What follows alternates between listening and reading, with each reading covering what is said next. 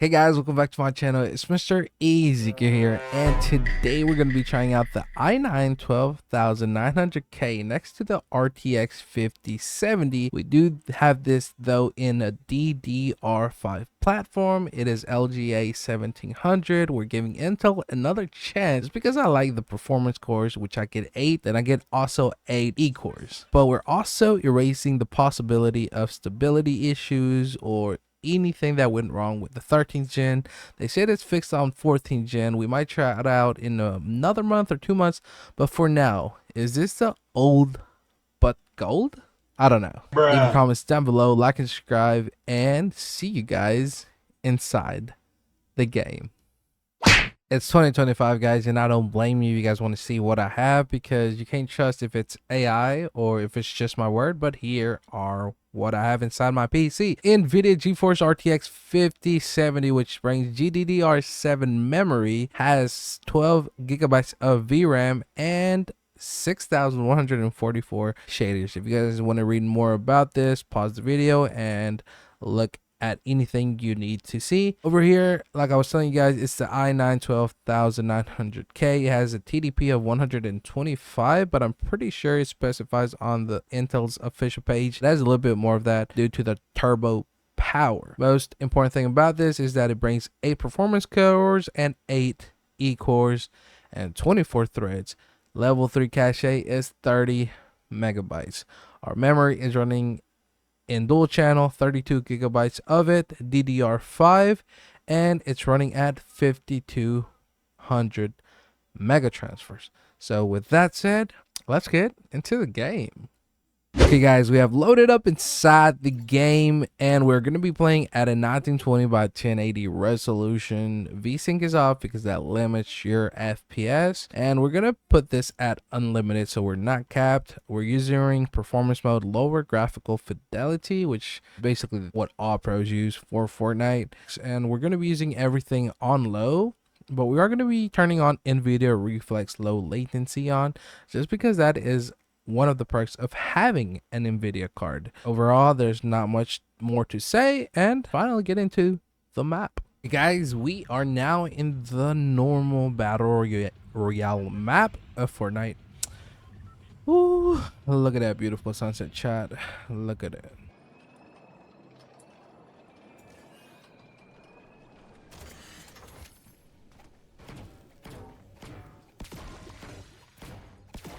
I wonder where he went.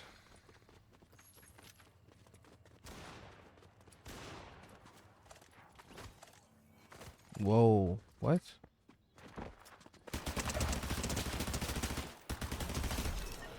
GG's, man. Thank you for letting us benchmark this game a little bit more than normally.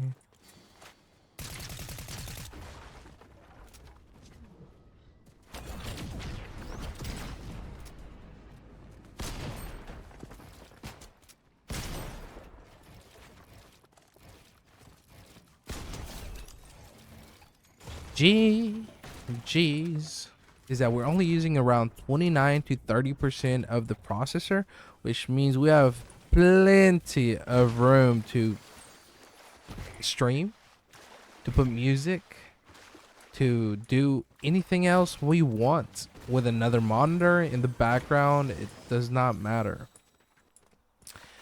As to the RTX 5070, guys, well, we're playing in 1080p and we're playing with everything on low just to maximize on the FPS, but it's not too bad, guys. A lot of people, when we talk about the RTX 5070, everybody thinks we're gonna get 1,000 or 2,000 FPS just because it's the newer NVIDIA series, but that's not really the case here.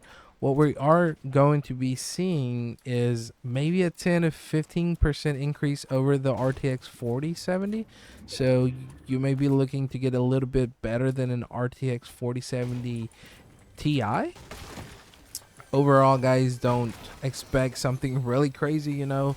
I like giving honest reviews, so this is what we're seeing.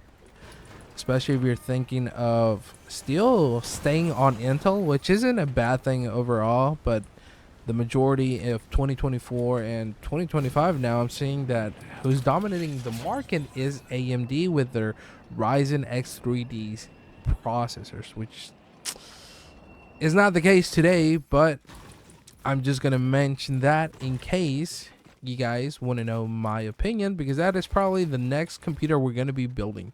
I've tried out the i7 13th gen, the Ryzen 7 7700, I've even gone back to the i9 9900K. I've also had an i5 14600.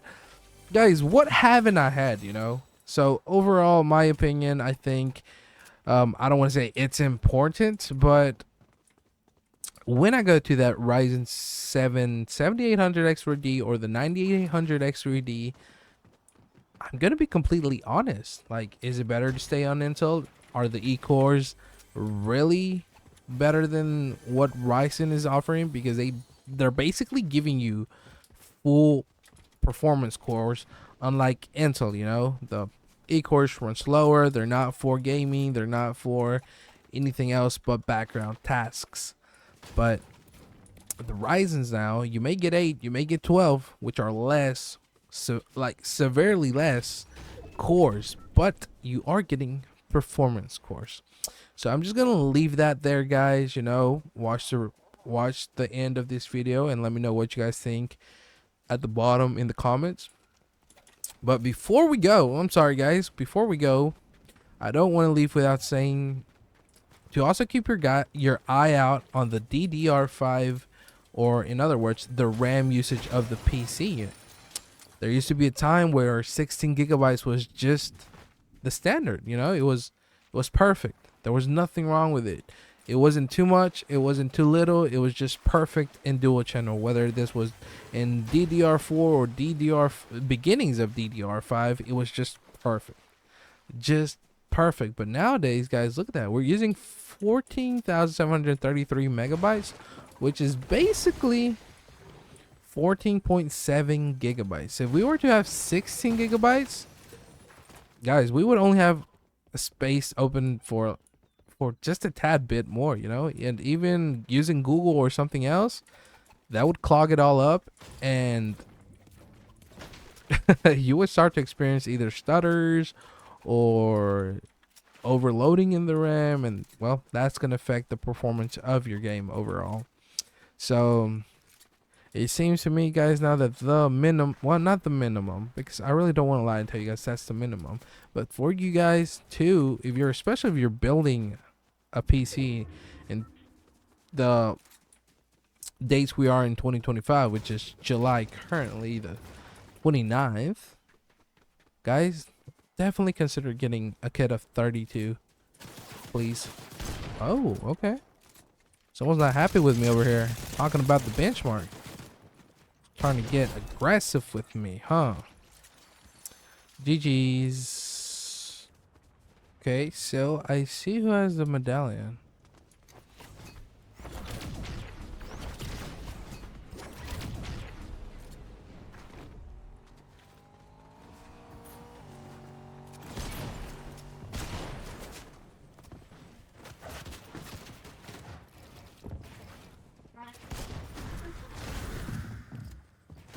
I think we're just gonna stay here. I don't want to win this one.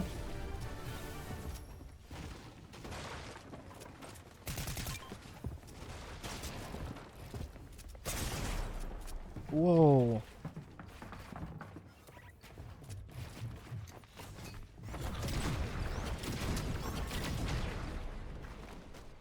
Oh my goodness. I didn't even bring minis, guys. Why wasn't I told to bring minis? Goodness.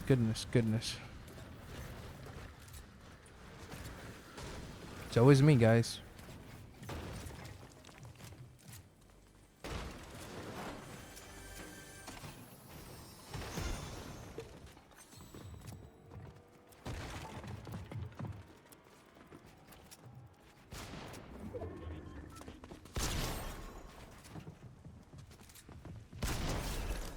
GG's.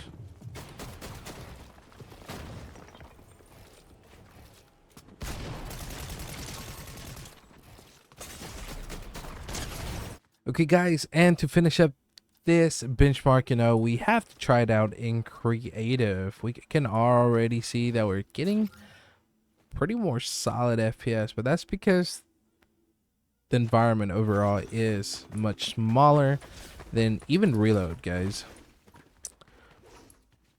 But we are getting 280s, 300s. Feels almost like an end game.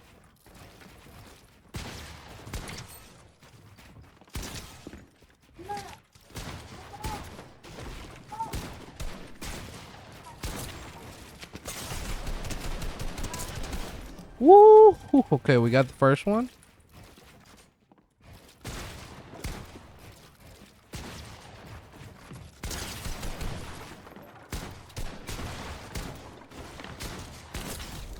GG's. 6.5 hours later. He left? Well, that was unexpected, but if you bought the RTX 5070 and you paired it with an i9 12900K, Fortnite is the main game you play, this is how it would look like in Battle Royale and in Creative. So GG's, guys. I love you guys. Appreciate it. Please do share, like, and subscribe, and leave your comments down below. See you guys next time.